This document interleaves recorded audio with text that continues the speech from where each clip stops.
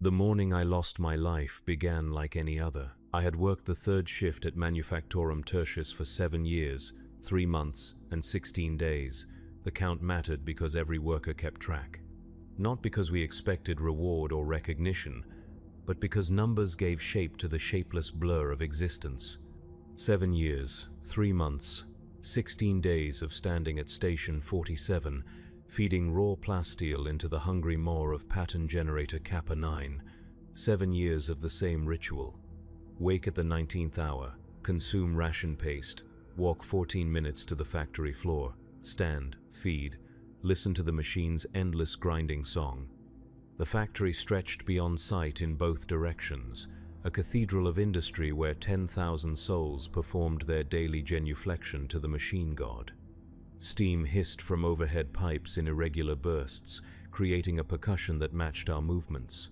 The air tasted of metal shavings and recycled breath.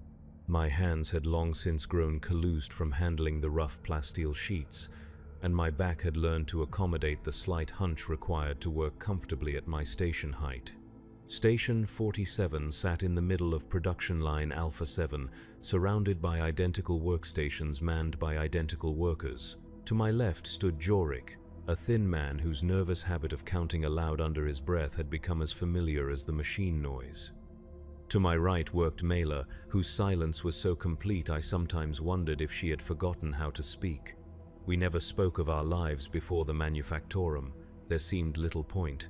The work consumed all available thought and energy, leaving nothing for memory or hope. The overseer's voice crackled through the voxcasters at precisely the same moment each shift. Production quota stands at 97% of target. Unacceptable. Increase output by 12% or face ration reduction. The threat carried no malice, only the mechanical certainty of bureaucratic process. We had heard the same announcement for 3 weeks running. The quotas always climbed, they never fell. I had adapted to this rhythm completely. My body moved without conscious direction, hands guiding plasteel into the machine's intake while my mind wandered through familiar paths. Sometimes I remembered the taste of real meat, though the memory had grown vague and possibly false. Sometimes I imagined colors brighter than the Manufactorum's perpetual rust-orange illumination. These thoughts came and went like distant ships on a dark horizon, visible for moments before disappearing into the greater darkness. The work was not difficult, merely endless. The machine required plasteel sheets fed at precise intervals, neither too fast nor too slow. Too fast and the pattern generator would jam, resulting in work stoppage and punishment detail. Too slow and the quota would slip, bringing the same result. 7 years had taught me the exact rhythm: feed. Count 3 seconds, feed. Count 3 seconds. The pattern never varied. Around me, 9,999 other workers performed their own variations of the same dance. The sound created a hypnotic symphony of industrial devotion, metal against metal. Steam releasing pressure, conveyor belts carrying finished products toward distant shipping bays, the occasional curse when someone broke rhythm and earned a shock from their compliance collar. These sounds had become the texture of reality itself. I cannot say I was unhappy during those years. Happiness seemed a concept from another universe, irrelevant to the business of survival. I was fed. I was housed in Worker Barracks Delta 7, Level 3, Cell 941. I possessed regulation coveralls, regulation boots, and regulation identification tags. My existence had structure and purpose. The Imperium provided, as the daily prayer reminded us, and in return we gave our labor gladly.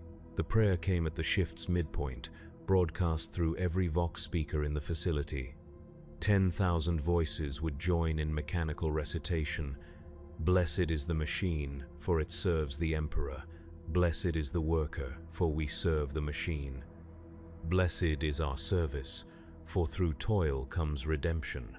The words had worn smooth through repetition, losing meaning but gaining the comfort of routine. I spoke them without thinking, as natural as breathing. My cell in the worker barracks measured 2 meters by 3 meters. It contained a sleeping cot, a small storage compartment, and a waste receptacle. The walls were unpainted rockcrete, stained by decades of human habitation. A single lumen strip provided illumination when needed. I shared the cell with no one, a privilege earned through years of perfect compliance and production record. Most workers were housed in groups of 3 or 4. Solitude was a luxury in the underhive. The food was adequate. Ration paste provided necessary calories and nutrients, flavored weekly with different chemical additives. Monday brought artificial fruit essence. Tuesday was synthetic meat flavor. Wednesday through Sunday cycled through variations too subtle to distinguish. I had grown to prefer the unflavored base paste, finding the artificial tastes more unsettling than simple blandness. The paste came from great vats tended by dedicated nutrition servitors, dispensed through automated feeding stations throughout the complex. Recreation time lasted 2 hours per cycle. Most workers spent this time in the communal areas, playing simple games with worn cards or dice fashioned from scrap metal. Some gathered to listen as the more educated read from approved texts, usually technical manuals or devotional literature. I preferred to return to my cell and lie still, listening to the sounds of the hive settling around us. Even in the depths of the industrial sector, life continued its ancient patterns. Rats scurried through wall spaces, water dripped from corroded pipes, distant machinery hummed with tireless purpose. Sleep came easily in those days. Physical exhaustion ensured rest, and the darkness of the barracks created peace. Dreams, when they came, were simple things. Sometimes I walked through spaces larger than the Manufactorum, under skies I had never seen but somehow remembered. Sometimes faces appeared, people whose names and relationships had been lost to time but whose presence brought warmth. These dreams faded quickly upon waking, leaving only the faint impression of something missed but not mourned. The routine had become perfect after 7 years. I knew exactly how many steps lay between my cell and the factory floor. I knew which corridor maintenance servitors followed predictable schedules that could be avoided. I knew the optimal timing for visiting the washing facilities to avoid crowds. Every aspect of existence had been reduced to efficient patterns that minimized friction and maximized the energy available for work. Change seemed impossible in such a place. The Manufactorum had existed for centuries before my arrival and would continue for centuries after my departure, whenever that might come. Workers who grew too old or infirm were quietly transferred to other duties, though no one spoke of where they went or what became of them. New workers arrived regularly to fill empty stations, usually young people from the upper levels who had somehow failed to secure better positions. They learned the rhythm quickly or they disappeared. I had no reason to expect that anything would ever change. The Imperium was vast beyond comprehension, and my place within it was smaller than a single grain of sand. I was a worker at Station 47 on production line Alpha 7 in Manufactorum Tertius of Hive Tertius on a world whose name I had forgotten. My entire universe consisted of the factory, the barracks, and the corridors connecting them. This seemed not just acceptable but natural. The morning everything changed began with the same ritual awakening. The harsh tone of the shift klaxon penetrated sleep at precisely the 19th hour. I rose immediately, a response trained into my muscles through years of repetition. The regulation coveralls went on first, then the boots, then the identification tags around my neck. The small mirror above the storage compartment showed a face I barely recognized as my own anymore, weathered by industrial air and marked by the subtle signs of extended exposure to chemical processes. The walk to the factory floor followed its familiar path, down 3 levels via the cargo lifts, through corridor Gamma Prime, past the shrine to the machine god where incense burned continuously before an ancient cogitator housing. Left turn at Junction 7, right at Junction 12. Straight through the final checkpoint where servitors scanned our identification tags with mechanical precision. The same route every day for 7 years, 3 months and 16 days. Station 47 waited exactly as I had left it 8 hours earlier. The plasteel sheets sat in neat stacks beside the machine intake. The pattern generator hummed with quiet readiness. The control panel displayed the familiar sequence of green lights indicating proper function, everything in its place, ready for another cycle of productive service to the Imperium. Jorik had already begun his work, counting softly under his breath as he fed his own machine. 47, 48, 49, 50. His daily count would reach into the thousands before shift end. Mela stood silent at her station, moving with the mechanical precision that had made her the line's most efficient worker for 3 consecutive years. The overseer's platform remained empty, though surveillance servitors tracked our movements with tireless attention. The first hour passed exactly as expected. Feed the machine, count 3 seconds. Feed the machine, count 3 seconds. The rhythm synchronized with my heartbeat, creating a meditation that made time flow without notice. Steam hissed from the overhead pipes. The pattern generator's grinding song provided steady accompaniment. The familiar ache began to build in my lower back, a signal that my body was settling into the day's work. It was during the second hour that the disruption began. The sound came first, filtering through the factory's constant noise like a discordant note in a familiar symphony.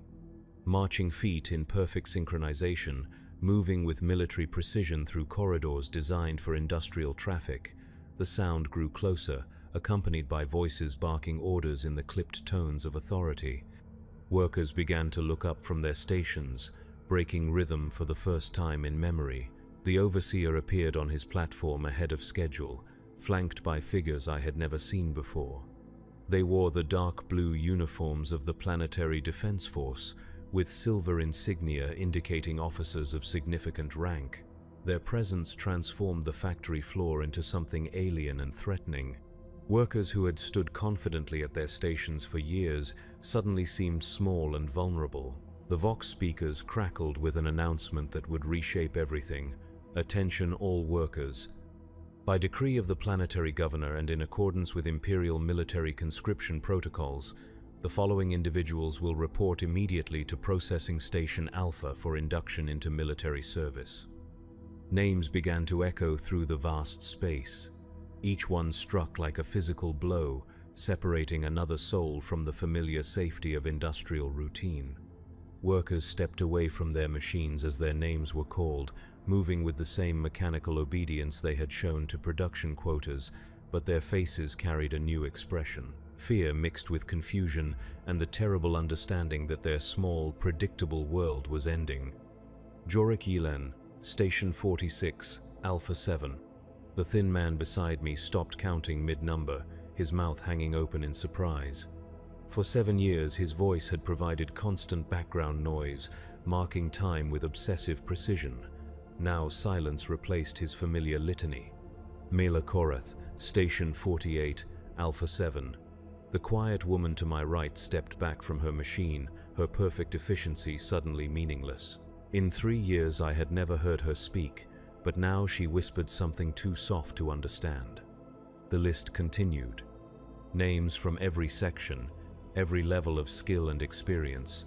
Workers who had served for decades stood alongside those who had arrived only months before.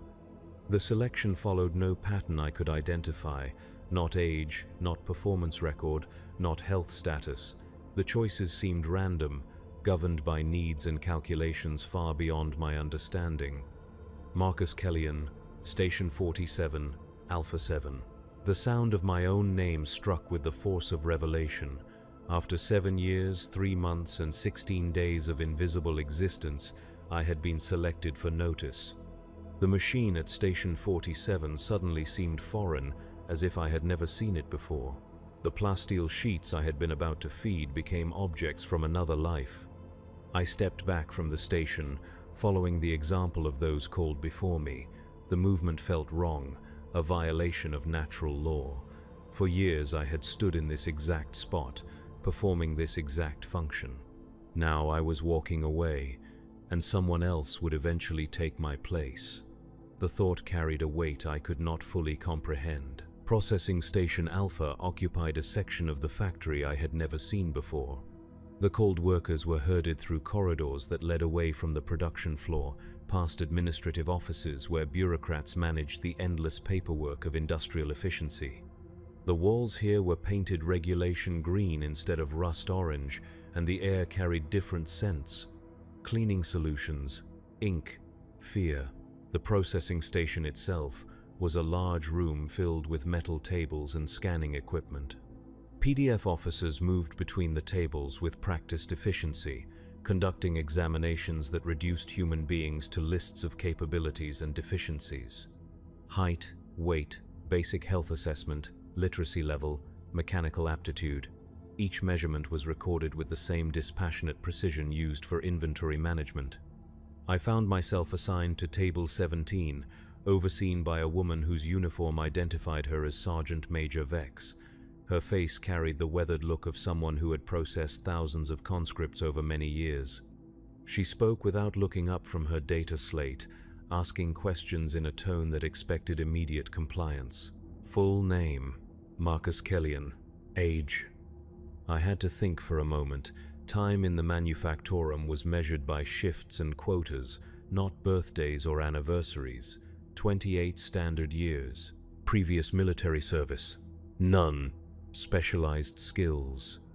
Factory work, pattern generator operation. She made notations on the slate, occasionally glancing up to assess some physical characteristic. The questions continued for what felt like hours but was probably only minutes. Family status, which I no longer had. Educational background, which was minimal. Health issues, which were few.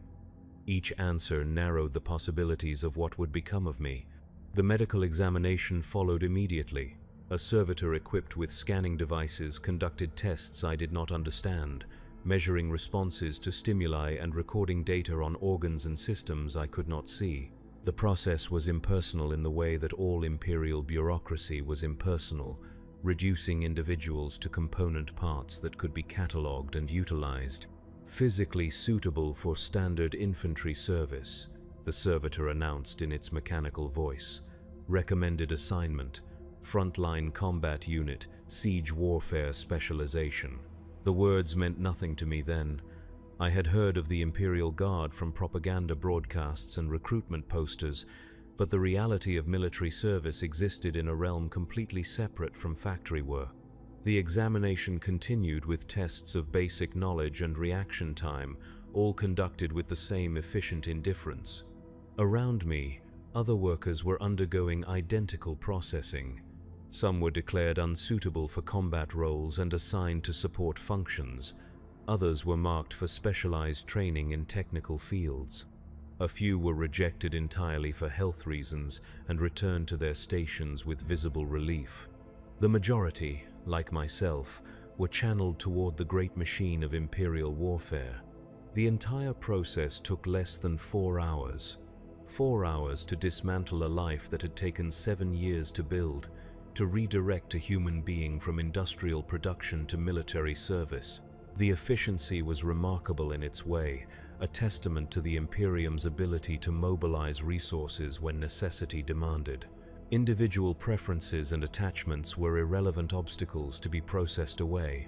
By the end of the processing, we were no longer workers. We had become conscripts, assigned identification numbers and basic classification codes that would determine our immediate future.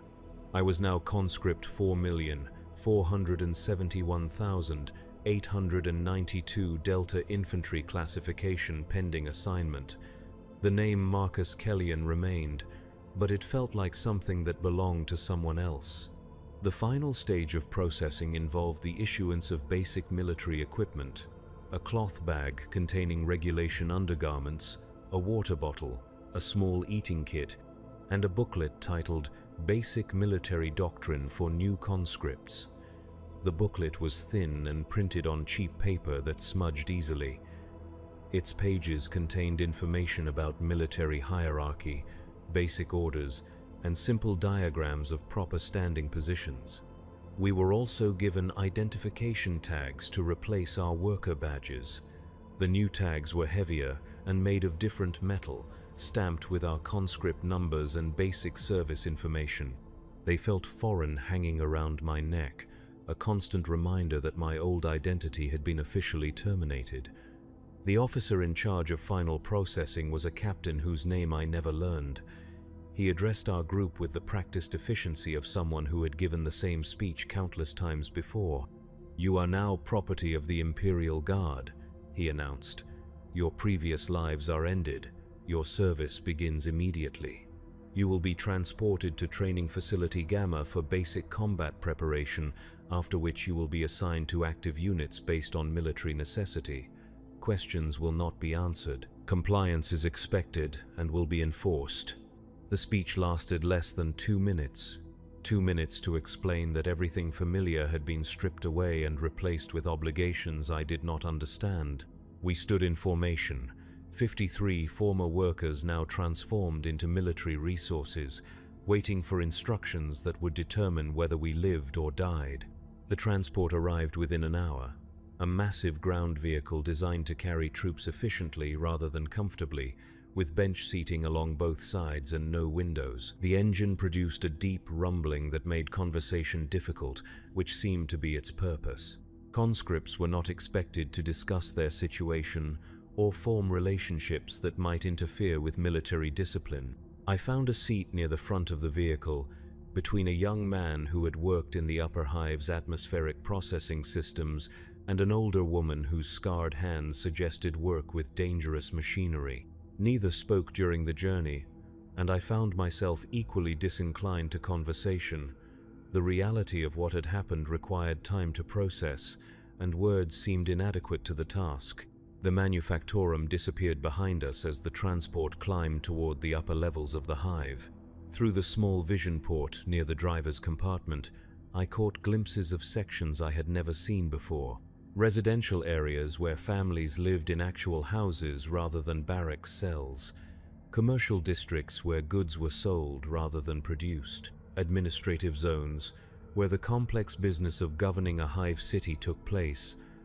The sight of these places created an unexpected emotion, not longing exactly because I had never desired to live differently. Something more like recognition, the understanding that other ways of existence were possible and that I had never been offered the chance to explore them. For 7 years I had accepted that factory work represented the natural order of my life.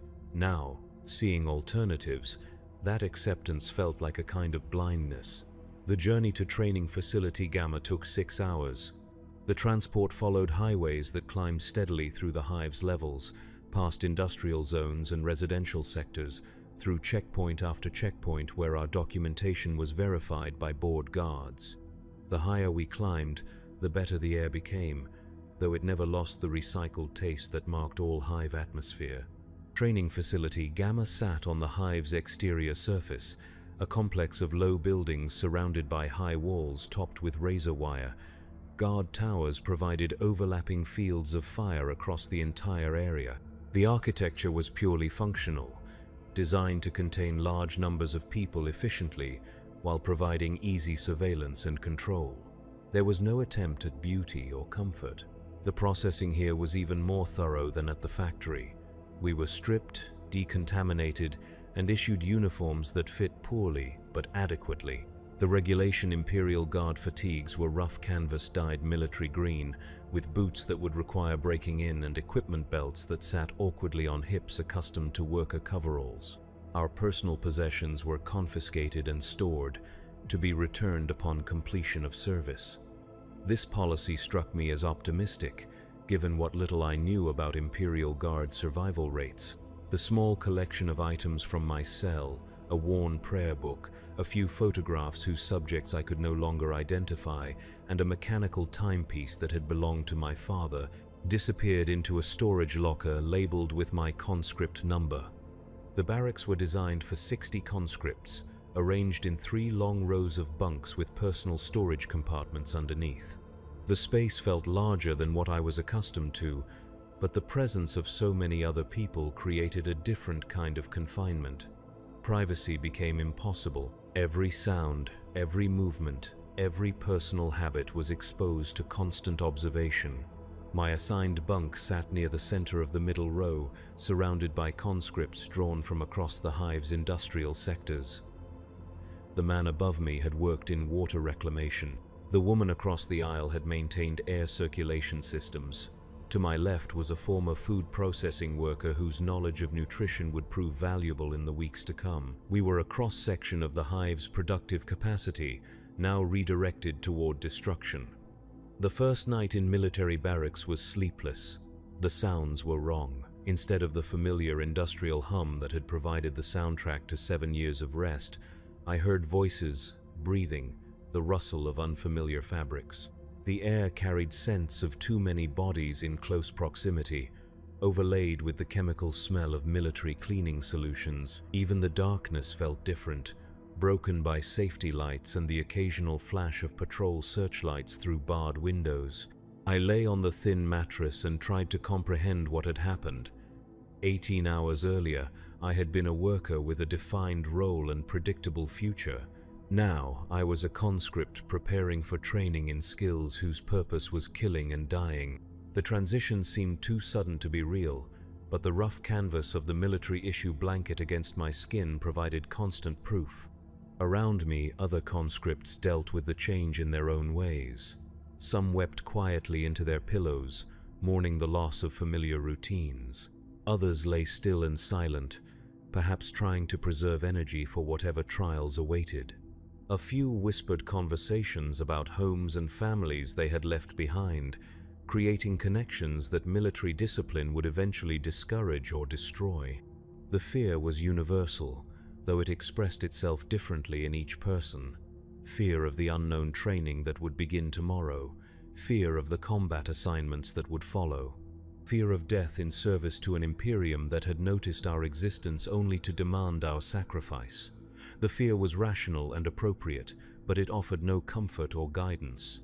Sleep came eventually, born of exhaustion rather than peace.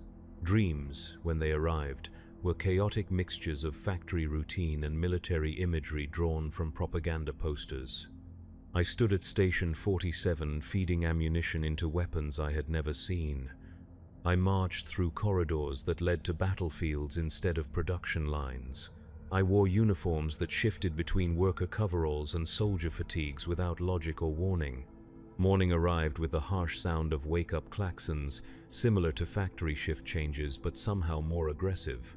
The conscripts stirred to life with varying degrees of alertness, some rising immediately while others required repeated prompting from early risers who had already internalized the expectation of rapid response.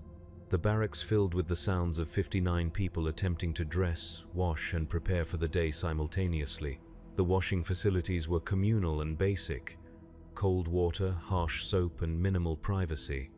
The mirrors were polished metal rather than glass, providing distorted reflections that made everyone look unfamiliar. I found myself studying the face that looked back, trying to recognize the factory worker I had been in the conscript I was becoming.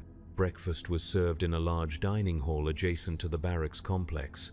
The food was similar to factory rations but presented differently, served on metal trays by kitchen staff who moved with military efficiency. Protein paste, carbohydrate wafers, vitamin supplements, and a bitter drink that might have been stimulant tea. The taste was familiar, but the context made everything seem foreign. We ate in silence, following the example of conscripts who had arrived earlier and learned the unspoken rules.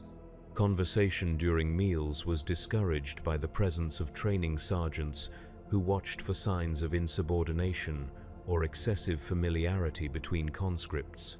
The message was clear: we were individuals being processed into components of a military machine, and personal relationships would only interfere with that transformation.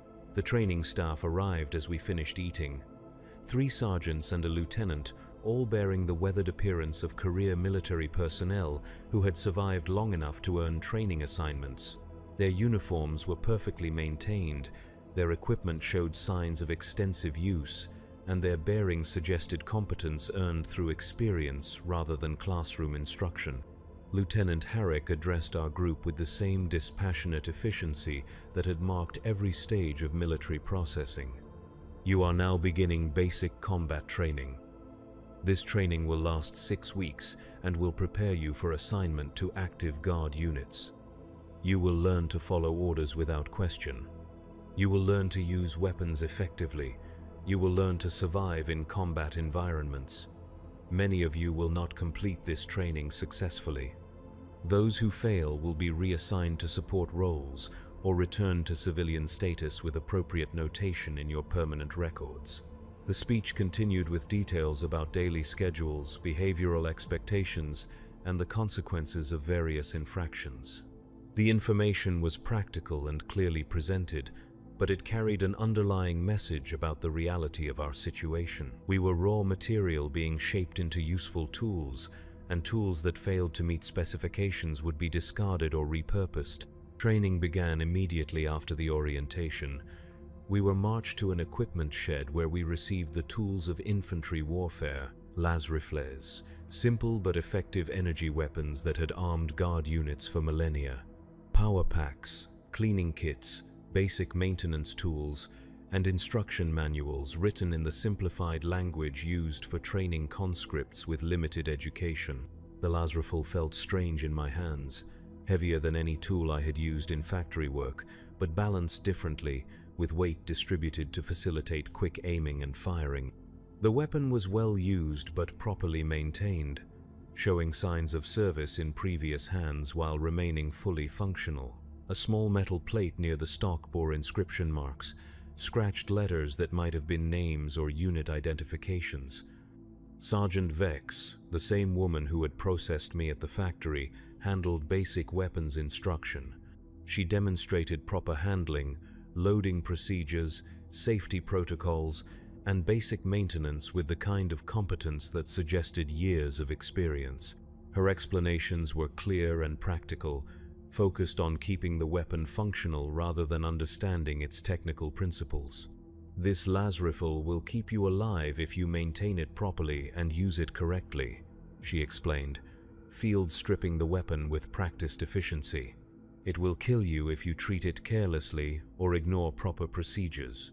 The choice is entirely yours, and you will live or die with the consequences. The first day of weapons training was devoted entirely to handling and maintenance. We learned to disassemble the las rifle completely, clean each component, identify signs of wear or damage, and reassemble everything in proper working order. The process required attention to detail and manual dexterity, skills that translated well from factory work. I found the training surprisingly familiar. Like operating the pattern generator, maintaining a las rifle required following specific procedures in the correct sequence. Feed. Count 3 seconds. Feed. Count 3 seconds. Disassemble. Clean. Inspect. Reassemble. The rhythm was different, but the underlying principle of disciplined repetition remained the same. Other aspects of training proved more challenging. Physical conditioning had not been necessary for factory work beyond the basic fitness required to stand for long periods and lift moderate weights. Military training demanded different capabilities: running, climbing, carrying heavy loads over distance, and maintaining physical performance while under stress.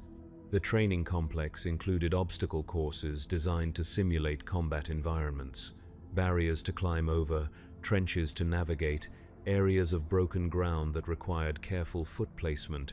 We spent hours each day moving through these courses, first individually to learn the techniques, then in groups to develop teamwork and coordination. My body adapted slowly to the new demands. Muscles that had been sufficient for factory work proved inadequate for military requirements. Calluses in familiar places were joined by new ones in unfamiliar locations. The persistent ache in my lower back was replaced by pains in shoulders, legs, and joints that had never been tested by extended physical effort. The other conscripts were adapting at different rates. Those who had performed physical labor in their previous lives adjusted quickly to the conditioning requirements. Others, particularly workers from the upper hive's clerical and administrative sectors, struggled with basic fitness standards. A few were transferred to support roles after failing to meet minimum physical requirements, their military careers redirected before they had properly begun. Combat training began in the second week. We learned basic tactics for infantry warfare, how to move as a unit, how to use cover effectively, how to coordinate fire with other squad members. The instruction was practical rather than theoretical, focused on techniques that would keep us alive long enough to be useful, rather than comprehensive understanding of military strategy. Sergeant Korath handled most of the tactical instruction.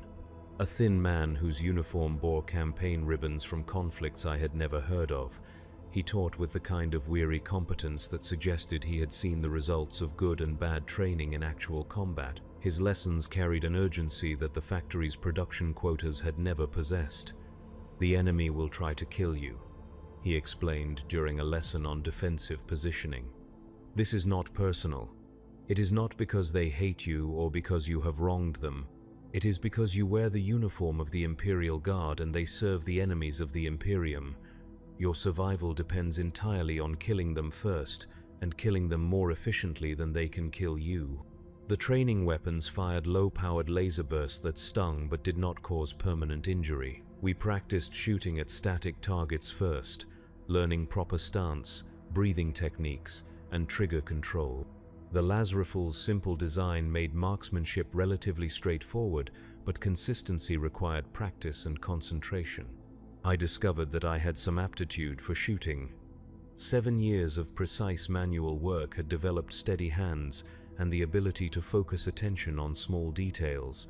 The rhythm of aimed fire resembled the rhythm of factory work in some ways, requiring consistent repetition of practiced movements while maintaining quality standards. Target practice progressed from static shooting to more complex scenarios. Moving targets, targets that appeared briefly before disappearing, shooting while moving, shooting while under simulated stress, with training sergeants shouting orders and creating distractions designed to test our ability to maintain performance under pressure. The most difficult aspect of weapons training was learning to shoot at human-shaped targets. The transition from metal plates and simple geometric shapes to silhouettes that resembled people created unexpected psychological resistance. Even knowing that the targets were harmless training aids, something in my mind resisted the act of aiming at a human form and pulling the trigger. Sergeant Vex addressed this hesitation during an individual instruction session. "The enemy will not hesitate to kill you," she said, watching as I struggled with a human silhouette target. "They will not consider your feelings or your moral qualms. They will not give you time to overcome psychological barriers. If you cannot shoot at a training target that looks like a person, you will not be able to shoot at actual enemies when they are trying to end your life." She was correct, of course. The training was designed to prepare us for realities that civilian life had not anticipated. The ability to take human life was a required skill for infantry soldiers, just as operating machinery had been a required skill for factory workers. The moral implications were irrelevant to immediate survival. I learned to shoot at human-shaped targets by focusing on technical aspects rather than emotional ones. Sight alignment, breathing control, trigger squeeze. The target became a problem to be solved rather than a representation of a person. This mental compartmentalization felt wrong, but it was necessary for successful completion of training. Group tactics training began in the 3rd week. We were organized into squads of 10 conscripts each, with temporary squad leaders selected based on performance during individual instruction. My squad included workers from various hive sectors, creating a mix of backgrounds and capabilities that reflected the Guard's practice of drawing soldiers from across Imperial society. Squad movement was more complex than individual combat techniques. We learned to advance while maintaining mutual support, to coordinate our fire to suppress enemy positions, to move wounded squad members to safety while continuing combat operations. The training scenarios grew progressively more challenging, forcing us to apply multiple skills simultaneously while under time pressure. Communication proved to be one of the most critical skills. Infantry warfare required constant coordination between squad members, with information about enemy positions, ammunition status, casualty reports, and tactical changes passed quickly and accurately through the unit. We practiced using Vox equipment, hand signals, and verbal commands until communication became automatic rather than conscious effort. The voxcasters were similar to those used in the factory for receiving orders and announcements, but military models were designed for two-way communication and battlefield durability. Learning proper Vox protocol was essential for survival, since misunderstood or delayed communications could result in friendly fire incidents or tactical failures that would cost lives. My squad leader was conscript Yelena Voss, a former atmospheric systems supervisor whose leadership experience in civilian life translated well to military responsibilities. She had the ability to make quick decisions under pressure and to communicate those decisions clearly to the rest of the squad. Under her guidance, our squad began to function as a cohesive unit rather than a collection of individuals. The fourth week introduced us to heavier weapons and specialized equipment. Some conscripts showed aptitude for crew-served weapons like heavy bolters or mortars, while others were selected for training with demolitions or communications gear. These specializations would determine final assignments and influence our chances of survival in different types of combat. I was assigned to remain with standard infantry equipment, carrying a las rifle and basic combat gear. This was the most common assignment, reflecting both my test scores and the Guard's constant need for reliable riflemen who could perform standard infantry missions. Specialized roles were important, but the backbone of Imperial military power remained the individual soldier with basic weapons and the training to use them effectively. Equipment maintenance became a major focus during this period. We learned to repair damaged weapons under field conditions, to improvise solutions when proper replacement parts were unavailable, and to maintain functionality even when equipment was subjected to environmental stresses that exceeded design specifications. The training became more realistic as we progressed. Live fire exercises with actual ammunition replaced the training lasers. Combat scenarios included simulated casualties, forcing us to continue missions while dealing with wounded squad members. Sleep deprivation and limited rations created stress that approximated combat conditions. During one particularly challenging exercise, we were required to assault a fortified position while carrying full equipment loads and operating on minimal sleep. The scenario included obstacles that required teamwork to overcome, enemy positions that had to be eliminated through coordinated fire, and casualties that required immediate medical attention while maintaining combat effectiveness. I found myself moving with practiced efficiency, following procedures that had become automatic through repetition. The las rifle felt natural in my hands now, an extension of my body rather than an unfamiliar tool. My squad moved with collective purpose, each member understanding their role and responsibilities without requiring detailed instructions. The exercise was successful, but the cost was evident in our physical and mental exhaustion. Several conscripts required medical attention for injuries sustained during the assault. Others showed signs of stress reactions that would require monitoring during future training. The instructors noted these results with the same dispassionate efficiency that had marked every aspect of our military processing. Combat medical training occupied the fifth week. Every conscript learned basic first aid techniques that could be applied to battlefield injuries. The instruction was practical and graphic, using training aids that accurately represented the types of wounds commonly sustained in infantry combat. We learned to stop bleeding, treat shock, stabilize broken bones, and evacuate casualties under fire. The medical training was more disturbing than weapons instruction had been. Seeing simulated injuries, even those created with training mannequins and artificial blood, forced us to confront the physical realities of warfare in ways that target shooting had not. The possibility of sustaining these injuries ourselves, or of treating them in wounded squad members, became impossible to ignore. I struggled with the medical training initially. The sight of simulated wounds triggered unexpected nausea and anxiety. However, repeated exposure and practical necessity overcame these reactions. The skills were too important for survival to be abandoned because of personal discomfort, like shooting at human-shaped targets. Treating wounds required mental compartmentalization that separated technical requirements from emotional responses. The final week of basic training combined all previously learned skills in comprehensive combat exercises.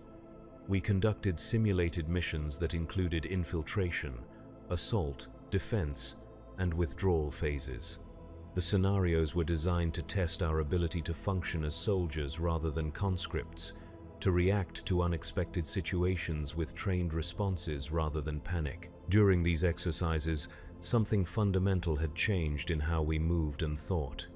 The hesitation that had marked our early training was gone, replaced by automatic responses that bypassed conscious decision-making. When targets appeared, we fired.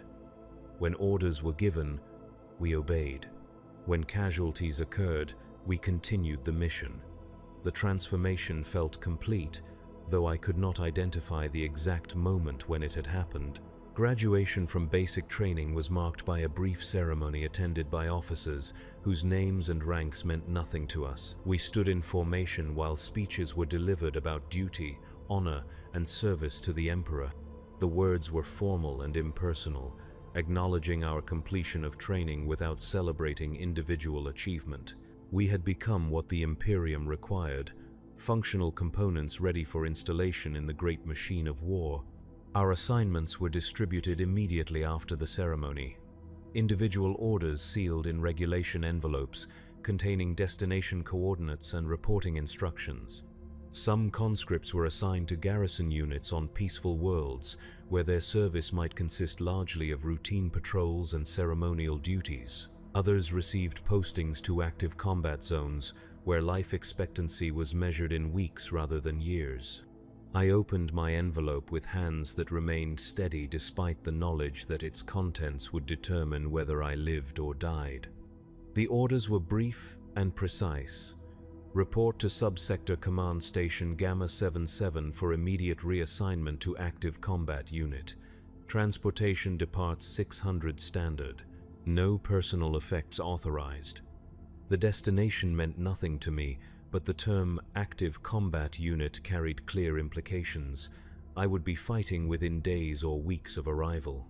The training was over, and the purpose for which it had been designed was about to be tested in circumstances where failure meant death rather than reassignment. That final night in the training facility, I lay on the familiar bunk and tried to comprehend what had happened over the past 6 weeks.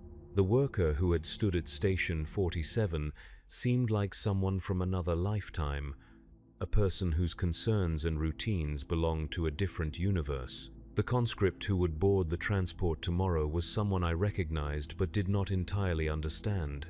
The other conscripts dealt with their final night in various ways. Some wrote letters to families they might never see again, though mail delivery to active combat zones was unreliable at best. Others gathered in small groups to share stories from their previous lives, creating connections that would soon be severed by different assignments. A few lay silent and still, perhaps trying to preserve whatever peace they could find before facing whatever awaited them. Sleep came fitfully, interrupted by dreams that mixed factory imagery with battlefield scenes drawn from training exercises.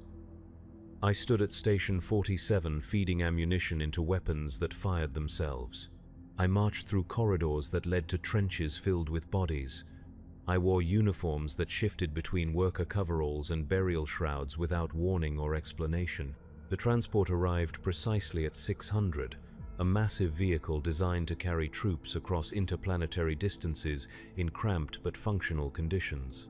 The interior was configured for maximum efficiency rather than comfort, with acceleration couches arranged in rows and minimal storage space for personal equipment. Most of our gear had been issued at the training facility and would travel separately to our destinations. I found myself assigned to Couch 17, Row C, surrounded by conscripts whose destinations and fates I would never know. The woman beside me was reporting to a penal legion, her orders marked with notation codes that suggested previous infractions.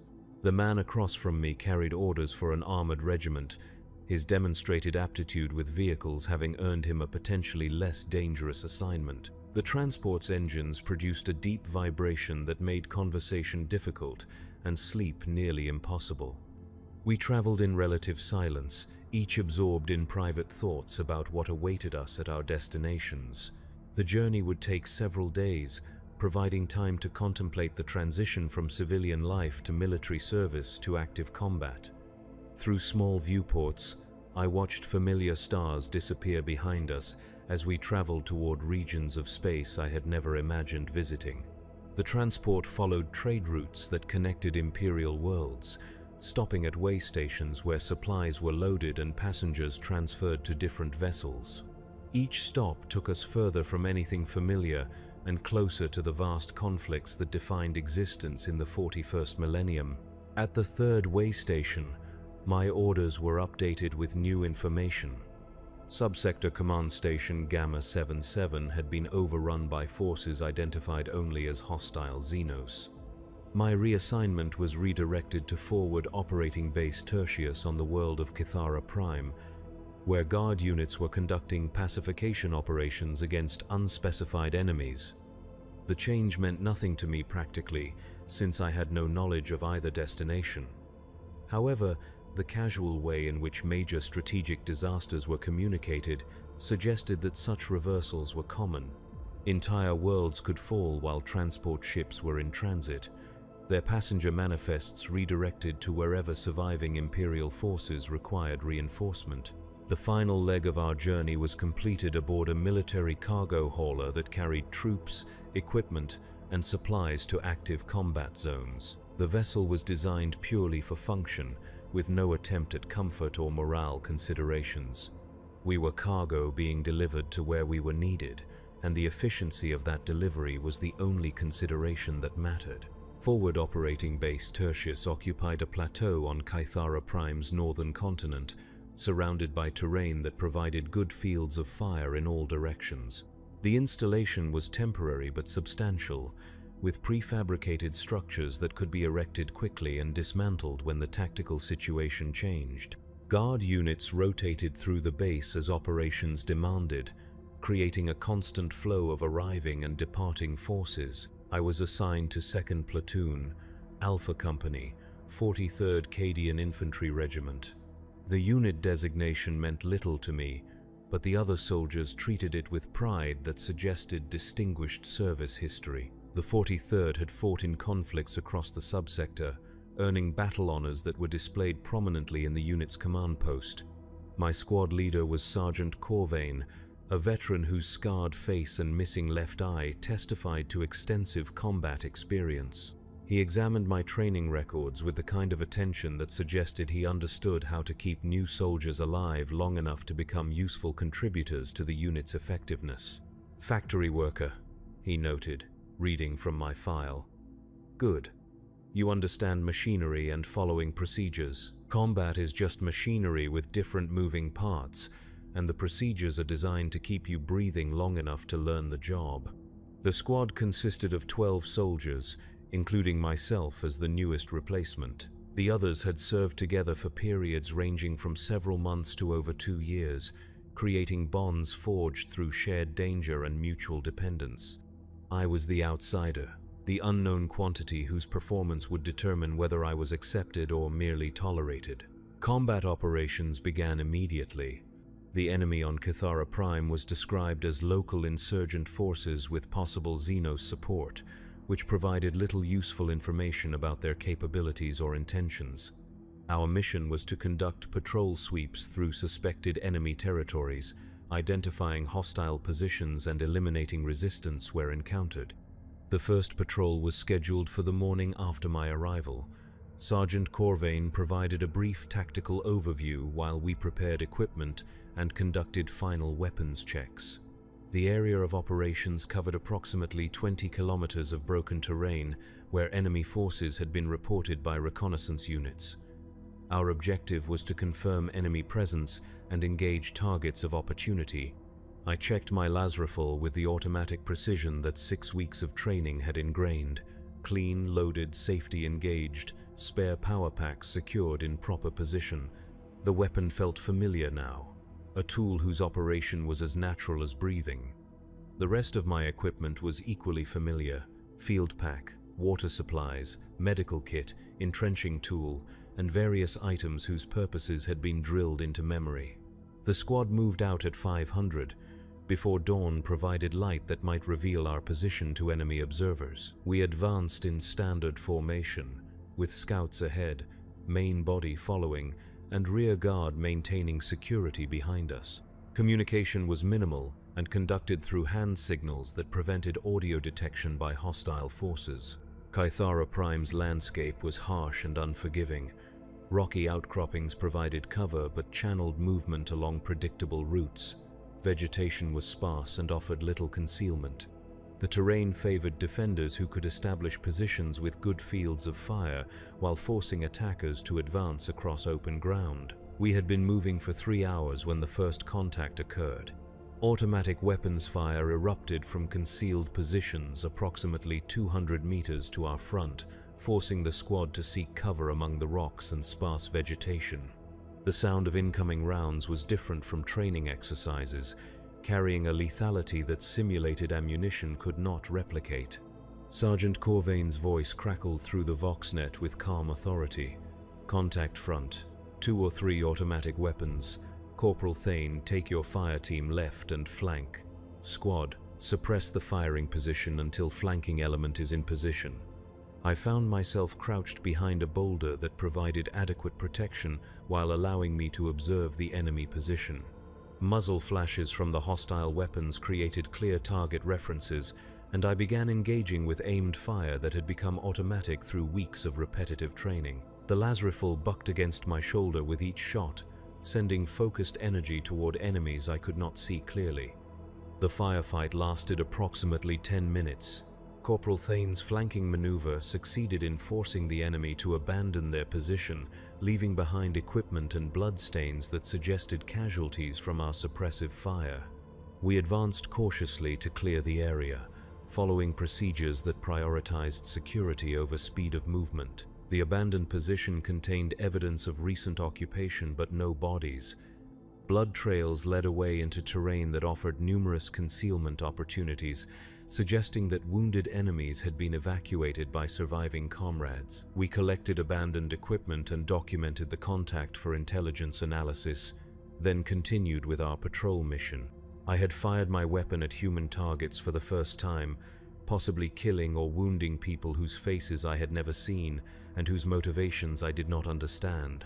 The act felt neither triumphant nor traumatic, simply necessary for mission completion and squad survival. Training had prepared me to function effectively, without emotional complications that might interfere with combat performance. The patrol continued for 6 more hours without additional enemy contact. We covered our assigned area thoroughly, documenting suspected enemy positions and potential routes of approach that might be used for future operations. The mission was completed successfully according to standard criteria, and we returned to base with useful intelligence about enemy activities in our sector. That evening, Sergeant Corvain conducted a patrol debrief that analyzed our performance and identified areas for improvement. My conduct during the firefight was noted as satisfactory, meeting basic standards for new soldiers while avoiding mistakes that might have endangered the squad. I had become functionally competent, capable of performing assigned duties without requiring excessive supervision. The routine of patrol operations continued day after day. Morning briefings, equipment preparation, movement to assigned areas, contact with enemy forces, engagement according to tactical procedures. Return to base, evening debriefings. The pattern was similar to factory work in some ways, requiring consistent performance of practiced skills while maintaining quality standards that could mean the difference between success and failure. Combat became normalized through repetition. The initial shock of enemy fire was replaced by trained responses that functioned without conscious thought. Loading, aiming, firing, reloading, moving between positions, coordinating with other squad members, treating wounded comrades. The actions were mechanical, performed with the same unconscious competence that had once characterized factory work. After 2 weeks of patrol operations, casualty replacement became necessary. Private Kellum was killed by sniper fire during a routine sweep. his death occurring so suddenly that he had no opportunity to call for assistance or provide intelligence about the enemy position. One moment he was advancing with the squad, the next he was motionless on the ground with a smoking hole through his chest. I helped carry his body back to base, following procedures that treated human remains with military efficiency rather than emotional ceremony. Kellam's personal effects were collected and prepared for shipment to his family. His identification tags were forwarded to regimental headquarters for record-keeping, and his equipment was cleaned and reissued to incoming replacements. The replacement arrived the next day. A young woman from the industrial sectors of a hive world whose name I never learned, carrying orders that assigned her to our squad as a standard rifleman. She looked exactly as I had looked 3 weeks earlier, uncertain, undertrained, and acutely aware that her survival depended on learning quickly from soldiers who had no time for extended instruction. Sergeant Corvain assigned her to the same position that Kellam had occupied, operating the squad's Vox equipment in addition to her rifleman duties. I watched her struggle with equipment that was still unfamiliar and procedures that she had practiced but never applied under combat conditions. Her movements were hesitant where they needed to be automatic, her responses delayed where they needed to be immediate. During her first patrol, she nearly compromised our position by inadvertently activating the Vox transmitter at the wrong frequency, creating electronic noise that might have been detected by enemy monitoring equipment. The mistake was corrected quickly, but it served as a reminder that new soldiers were vulnerabilities until they gained experience that could only be acquired through survival. She was killed during her second week with the squad. An improvised explosive device detonated during a routine movement, sending shrapnel through her torso that caused massive internal trauma. She lived long enough for me to apply field medical training, but the wounds were beyond treatment with available resources. She died asking for her mother, whose face she would never see again. Another replacement arrived the following day. The cycle continued with mechanical precision that reduced individual deaths to administrative inconveniences. Soldiers died. New soldiers arrived. Operations continued without interruption. The war consumed human beings at a steady rate, requiring constant replenishment from training facilities that processed civilians into military resources. I began to understand that survival was largely random. Skill and training provided some advantage, but ultimately death came to careful soldiers and careless ones, experienced veterans and new replacements, heroes and cowards alike. The enemy's weapons did not discriminate based on courage or competence. They killed whoever was in the wrong place when the trigger was pulled. This understanding changed how I approached combat operations.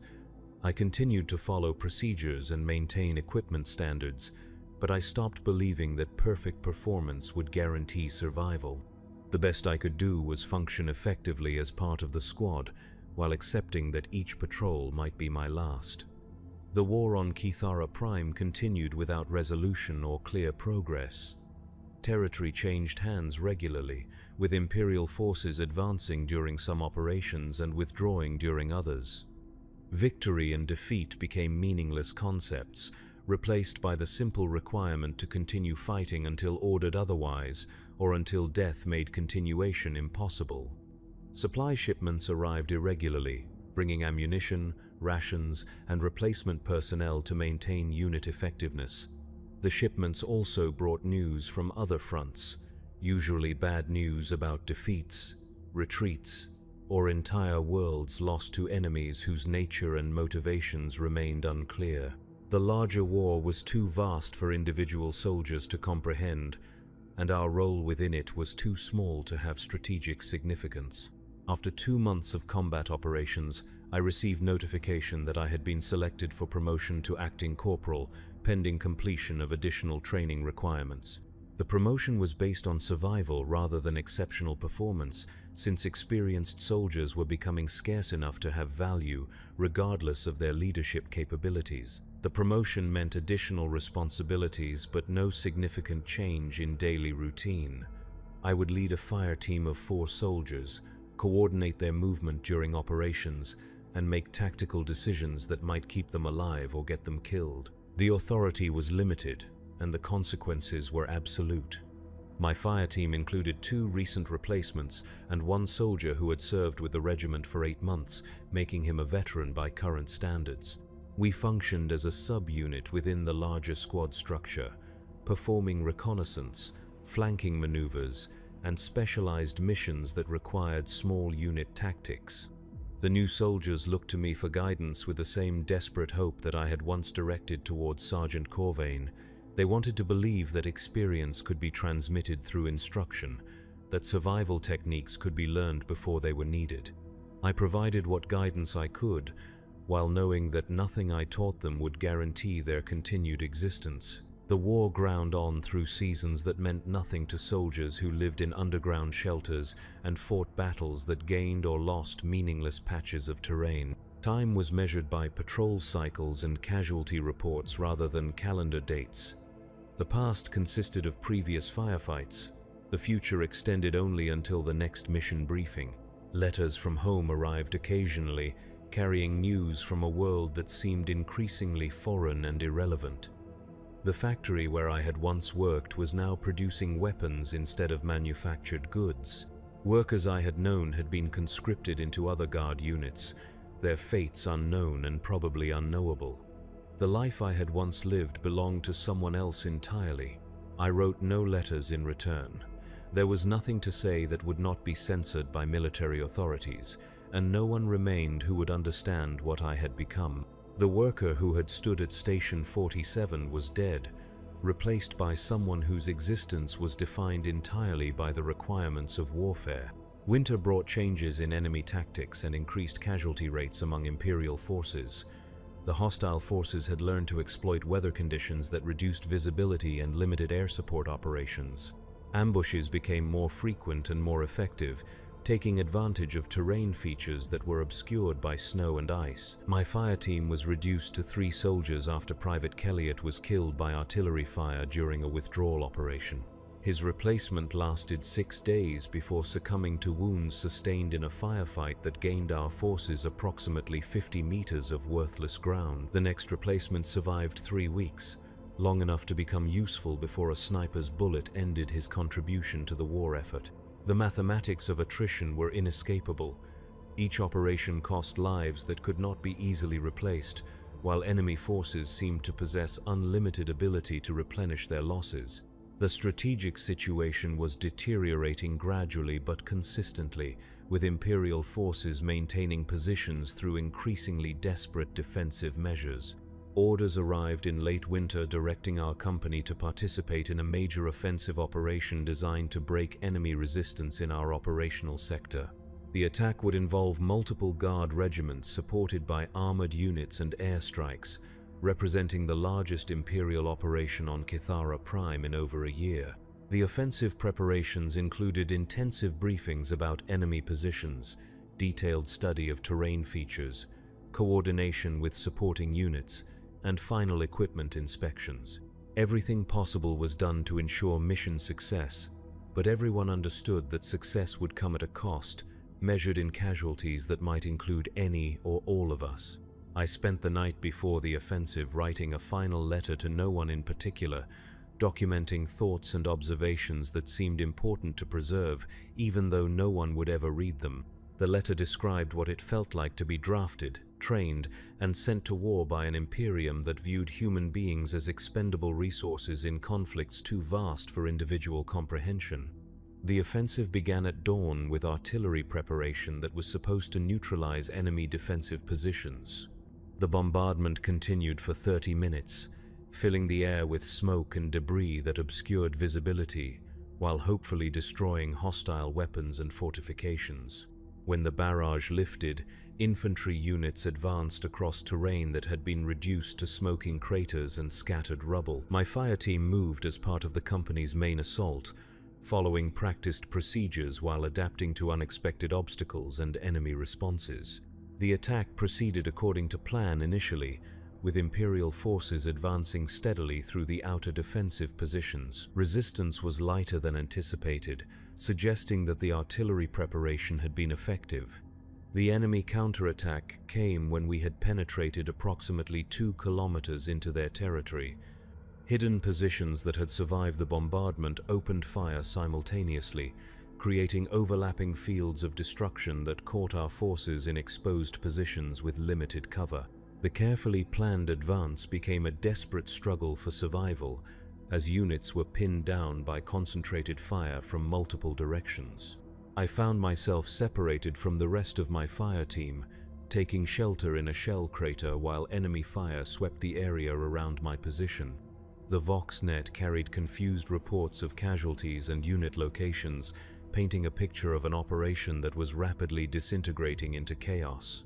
Orders contradicted previous orders, positions were reported as captured and then abandoned, casualty figures climbed steadily without corresponding progress toward mission objectives. The battle continued throughout the day, with Imperial forces unable to advance further but unwilling to abandon positions that had been purchased with heavy losses. As darkness fell, the decision was made to consolidate current positions and resume the attack the following morning, assuming that surviving units retained sufficient combat effectiveness to continue operations. During the night, enemy infiltrators penetrated our lines and established positions that dominated key terrain features. The renewed attack was stopped before it could develop momentum, with leading elements taking casualties that eliminated their ability to continue offensive operations. By midday, the entire offensive had been called off, and surviving units were ordered to withdraw to their original positions. The withdrawal was conducted under enemy fire that continued until our forces reached defensive positions that provided adequate protection. Casualty evacuation required multiple trips across open ground exposed to hostile observation, with medical personnel and stretcher bearers taking losses while attempting to recover wounded soldiers. When the final casualty reports were compiled, the offensive had cost our regiment 37% of its effective strength in exchange for no permanent territorial gains. The enemy positions we had attacked remained in hostile hands, and their defensive capabilities had been enhanced by captured Imperial equipment and intelligence about our tactical procedures. My fire team no longer existed as a functional unit. All 3 soldiers had been killed or wounded during the failed attack, leaving me as the sole survivor of a group that had once shown promise of becoming an effective combat element. I was reassigned to another fire team that had sustained similar losses, creating a composite unit from the remnants of multiple decimated squads. The war continued with reduced intensity, while both sides recovered from losses sustained during the offensive. Patrol operations resumed on a limited basis, but major attacks were postponed until reinforcements could be brought in to replace casualties that had exceeded sustainable levels. The front stabilized along lines that represented no strategic advantage to either side. Mail delivery resumed sporadically, bringing news from home that seemed increasingly irrelevant to soldiers whose entire existence was circumscribed by immediate survival requirements. The factory where I had once worked had been converted to military production, its workers now manufacturing ammunition for weapons like the one I carried. The irony was noted, but not dwelt upon. I began to realize that the war would continue indefinitely, consuming soldiers at a rate that required constant replacement while achieving no resolution that would justify the expenditure of human resources. We were components in a machine whose purpose was its own operation rather than any external objective. The understanding brought neither despair nor acceptance, only a kind of hollow recognition that this was the reality of existence in the 41st millennium. The Imperium required warfare to maintain its cohesion, and warfare required soldiers to maintain its intensity. Individual lives were fuel for a fire that had burned for 10,000 years, and would continue burning long after everyone currently alive had been consumed. Spring brought new offensive preparations and fresh conscripts to replace winter casualties. The replacement soldiers looked exactly as I had looked a year earlier, uncertain, undertrained, and desperately hoping that experience could be acquired without fatal mistakes. I provided what guidance I could while knowing that most of them would be dead within weeks. The cycle continued with mechanical inevitability. Training transformed civilians into soldiers. Combat transformed soldiers into casualties. New civilians were conscripted to replace the losses. The machinery of warfare operated with perfect efficiency, converting human potential into strategic objectives that remained eternally out of reach. I no longer remembered what Marcus Kelly, the factory worker, had hoped for or feared. That person belonged to a different lifetime, one that had ended the day his name was called during conscription processing. The soldier who remained carried the same name but none of the same concerns or aspirations. The next offensive was scheduled for early summer, when weather conditions would favor mechanized operations and air support. Intelligence reports suggested that enemy forces had been reinforced during the winter months, but Imperial command remained confident that superior firepower would overcome defensive advantages. We prepared for the attack with the same thoroughness that had marked the previous failed offensive. Equipment was cleaned and tested, tactics were reviewed and rehearsed, coordination with supporting units was established and verified. Everything possible was done to ensure success, while everyone understood that success would require sacrifices that might include their own lives. The night before the attack, I lay in my shelter listening to the sounds of an army preparing for battle. Weapons being loaded, equipment being secured, soldiers whispering prayers to the Emperor or to gods whose names were forbidden but not forgotten. The sounds were familiar now, as much a part of my environment as the factory machines had once been. I thought about the morning when my life had ended and my service had begun. The transition had seemed sudden and traumatic at the time, but now I understood that it had been inevitable. The Imperium required soldiers, and I had been available for conscription. My previous life had been preparation for this moment, when individual existence would be offered up to serve needs too vast for personal comprehension. The attack would come at dawn. Some of us would survive to fight again, others would join the countless dead who had preceded us into Imperial service. The war would continue regardless of individual outcomes, consuming new conscripts who were already being processed in training facilities across the galaxy.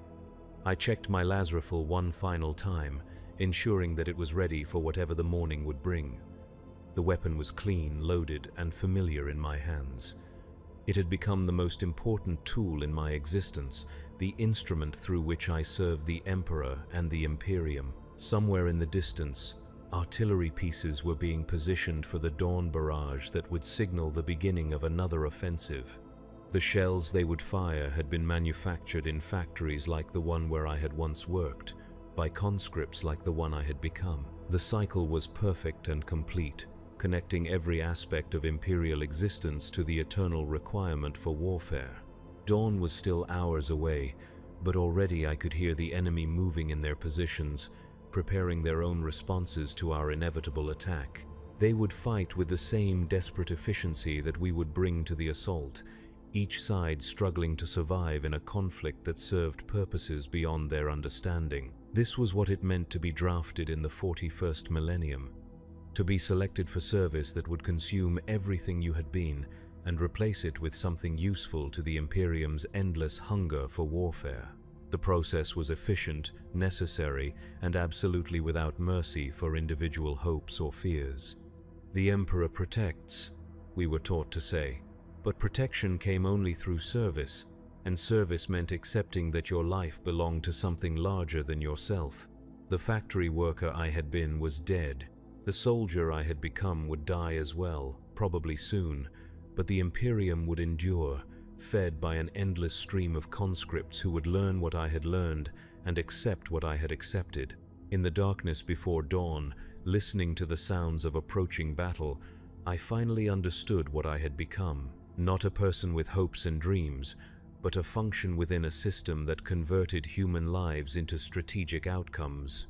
The understanding brought no peace, only the recognition that peace was a luxury the 41st Millennium could not afford. The war would continue.